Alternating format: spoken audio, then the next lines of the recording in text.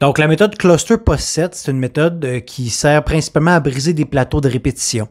Donc, le principe, c'est qu'on essaie d'atteindre l'échec musculaire, donc notre maximum sur un nombre de répétitions donné avec la charge la plus lourde.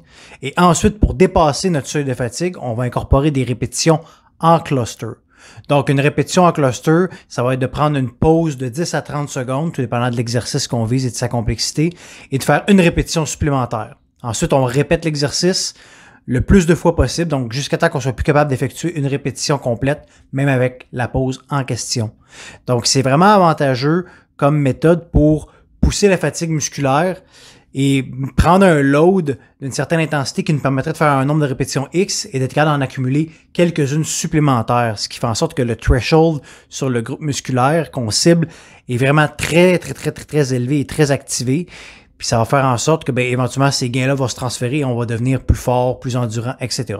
Donc comme je mentionnais au début, moi j'aime bien l'utiliser pour briser des plateaux de répétition.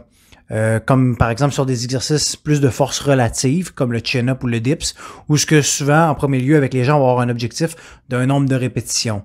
Moi, par exemple, je vise 12 répétitions avec mes clients avant de passer soit une méthode plus complexe ou d'incorporer des charges, par exemple, plus haut que leur body weight. Donc, si la personne est coincée à un certain niveau de répétition, cette méthode-là, elle est très intéressante à incorporer pour briser ce plateau-là et nous permettre d'accumuler du travail et de faire en sorte qu'on est capable de faire plus de répétitions dans le futur. Sinon, ça peut être quand même intéressant comme méthode dans un contexte d'hypertrophie parce que, comme je l'ai mentionné, on dépasse l'échec musculaire normal en incorporant des répétitions en cluster qui nous permettent de garder un load intense et de faire plus de répétitions, ce qui va naturellement avoir des bénéfices pour l'hypertrophie sur le groupe musculaire ciblé.